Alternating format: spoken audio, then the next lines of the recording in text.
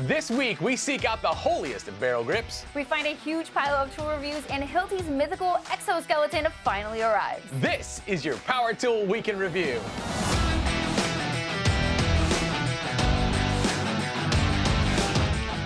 Today's episode is brought to you by Ohio Power Tool, Pro Tools, Pro Service at the best prices at ohiopowertool.com. And Flex, it's what's next.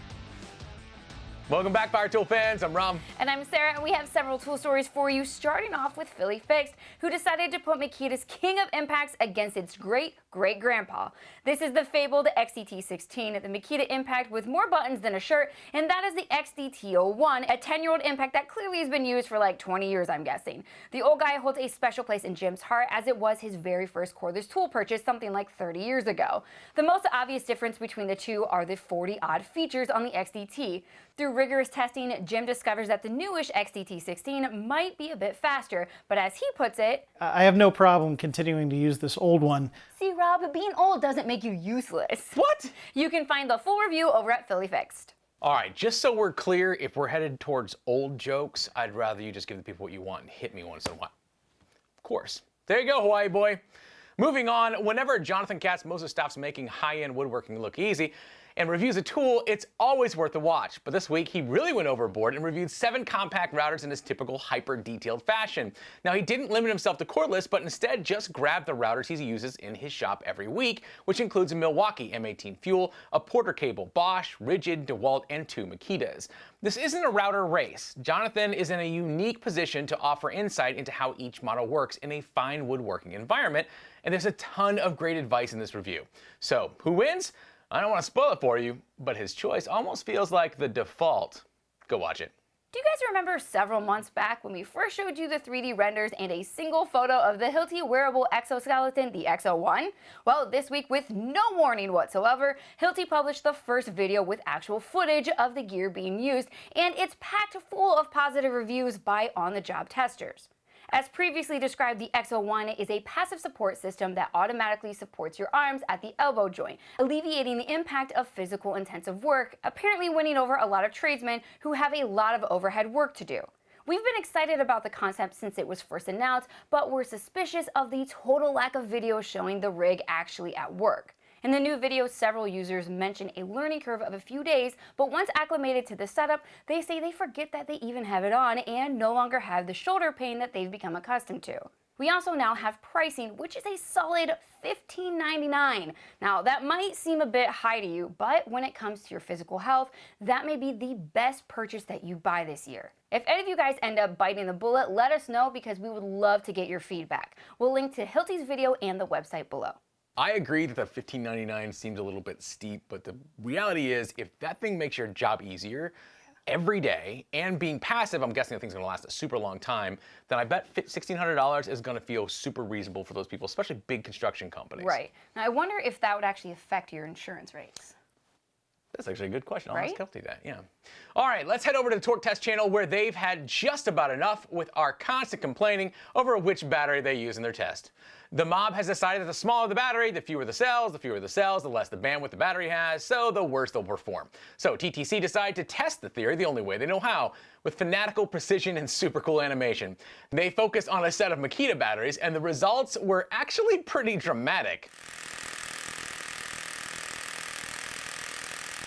Before you grab that tiny battery, you should go check out the Torque Test channel. So dramatic. Do you think I oversold that one? No, I'll take 2. All right, so the team at Toolbox Buzz heard our call last week to the altar of the barrel grip. Blessed be the barrel grab. Blessed be. The boys decided to take a detailed look at the DeWalt DCS-335, the Festool Carvex, the Makita XV-J01Z, the Milwaukee M18, and even the Hilti SJT-6A22. And once again, I'd like to plead to the power tool industry to find a different way to name their tools besides rolling their face on a keyboard. Of course, with this being a Toolbox Buzz head-to-head, you'll find clever setups, over-engineered testing rigs, detailed charts, and review details that will not only inform, but often teach you things about tools you never knew. We were surprised not to see the new Flex Barrel Grip, which has very similar stats to these, but it may have just been too new at the time of testing. Either way, this is another fantastic head-to-head from TBB that you should really check out, even if you're not shopping for a new one right now. Todd over at Project Farm is brewing his own biodiesel fuel now. Because, I don't know, he's Project Farm and I'm guessing that monster RV of his is hungry. What does this have to do with power tools? I don't really know. I just felt like you guys want to know about it. I know exactly what you mean by that. Now, that video does not fit here, but it clearly belongs here. So there it is. There were several other actual tool reviews you don't want to miss this week, including Mancaver Tools, who wanted a tiny shop vac and tested the Milwaukee M12 fuel version. The boys over at TIA tried out the full line of 40-volt outdoor power equipment from Scale, and Robert at On the Workbench pointed us to a 24-volt Cobalt tool that we totally missed. Get it? That's bad even for you. You wrote the dumb joke!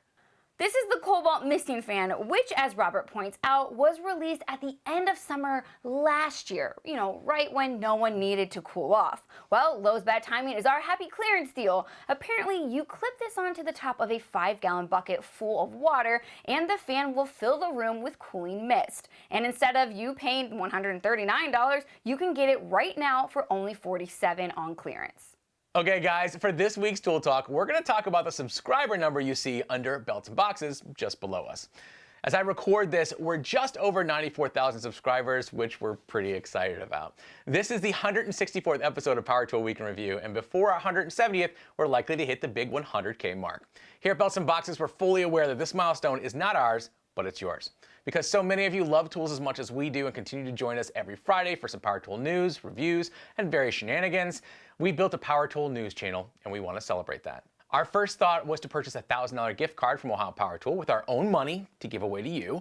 When we asked OPT about that, they insisted on adding another $1,000 to it as well. We're also planning a few tool giveaways too. So my question for you is, how can we best celebrate you? Do you guys want a chance to win a $2,000 gift card? Or maybe 10 of you could win $200 gift cards? What about a live show? Is that something you're interested in? We want to celebrate this channel and the fans who made it. If you have an idea on how we can best celebrate, let us know in the comments below. And thank you all in advance. Last week, we revealed a ton of new tools from Milwaukee, Ridgid, and Ryobi, which you can watch right here. We want to thank Flex and Ohio Power Tool for sponsoring this episode. Guys, we couldn't do it without you. If you liked the show, give it a thumbs up, and if you loved it, we hope that you subscribe. Now, go have a restful weekend, and we'll see you next week.